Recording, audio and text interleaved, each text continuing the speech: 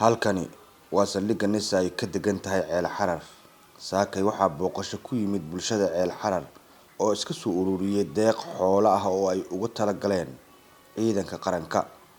bulshada ceel xarar waxa ay qirsan yihiin shaqo adag in ciidanku ay ka qabteen deegaanada dagaal beeleedyada ay ka dhaceen in ay tahay mid aanan la dafiri karin marnaba waa mahadsantihiin iga guddoon taliya Cukaash waxaan soo salaamayna maanta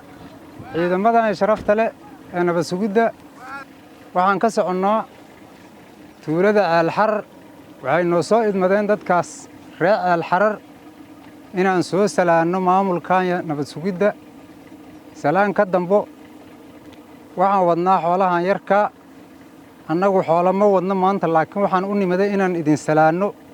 oon isla joogno oon isdhexgalno waxaan ka mahad celihaynaa imaadistiinna kow labo waxaan ka mahad celihaynaa waxqabadkiinna sharafta badan oo lagu bogsaday oo lagu hurday oo lagu harsaday in la soo maray inta dambana waan rajaynaynaa dhamaystirkeena insha Allah taala garabkiina Allah galo adduunkana waxaan la socodsiihaynaa waxqabadkiinu mid qaal noo noqday inuu yahay muslimiinta deegaanka degan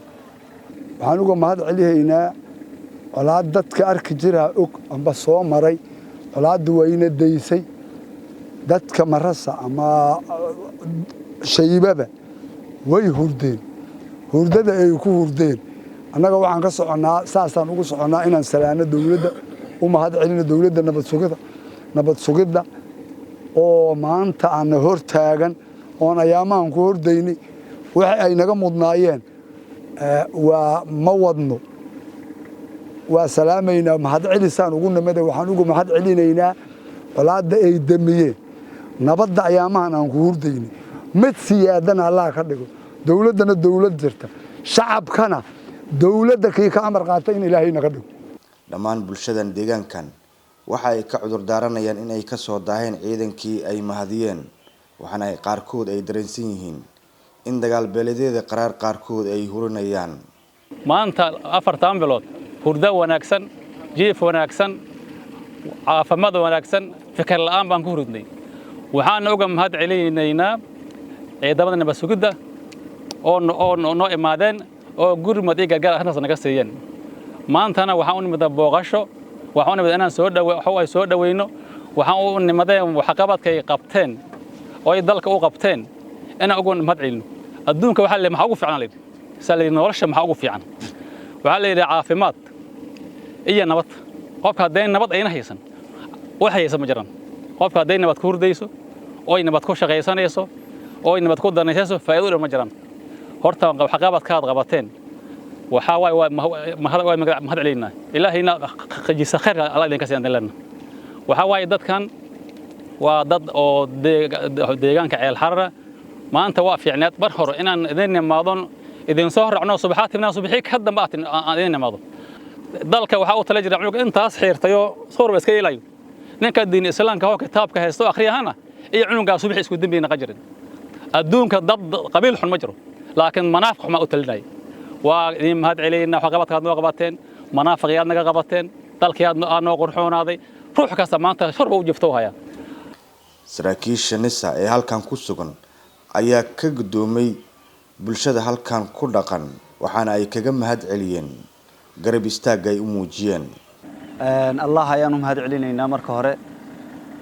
naga dhigay dad muslimiin ah mahad celinta kadib Allah aan u mahad celinayno waxaan u mahad celinaynaa walaalaha reer ceel xarar oo noo soo gurmaday oo gartay in walaalahood ay maanta soo booqdaan mar labaad iyo mar saddexaad aad u mahadsantihiin waana idinkaga mahad celinaynaa miisaankiina xasanaadkana Allah ha idin saaro subxaanahu wa ta'ala sadaqadu waxa waayay soo walaalkay u sheega waayo yaraan ma leh nabigu wuxuu yiri sallallahu alayhi wasallam ittaqu naara walaw bi shaqqi tamra naar ka dhowrsada jeex timireed ba Allah ka dhigay timirta laf halkeeda xaboo lama loo dhigay hadaad dhig sadaqaysato naari ka difaaci sadaqo yaraan ma gasho badnaana ma gasho ciidanka ana u jeedin waa ciidanka sida saxda ah sida anigu aan aaminsanahay ee sadaqada ku kacda waay heer alxararo waxaa idiin sheegaynaa annaga idmanayaal aan nahay waxaan nahay dhalinyaro la soo amray waxaan nahay dhalinyaro deegaankoodii guryahu ay deganaayeen ee xamar ka deganaayeen nabad ku joogay xamar ka shaqaynayay baadiyahan iyo rafaadkan iyo qoraxdan iyo xilligan hadda aan taagana idinka dartiinaan lagu soo kiin dirin inaan idiin soo istaagno aan idiin shaqayno waxaan idinku shaqaynaynaa waxa waa gargaar idin fidinaynaa gargaarkana qofka bini aadamka ah oo fidinayso inaa wuxuu una siisa ma qofku ninka ragga waxa la yiri gogashiisa waa maxay waxa la yiri gogashiisa waa nabad ninana meel ku hurdo qabin meel ku harsada aanan qabin marka hore aaminsanin inay dadku yihiin laakiin gadaal waxaan ka aragnaba caruurtan inay meel ku harsadaan la yihiin waayilka meel ku harsadaan la yihiin meel ku hurdaan oo deegaankaba oo ahay deegaan xaalkiisa aan maanta laga sheekay karin dadka deegaanka ay halkan yimid dhammaan waxa ay ka siman yihiin in nasiina ay ku dareemeen nisa markii halkan ay timid Axmed Salaad warbaahinta qaranka Ceel Xarar Shabeellada Dhexe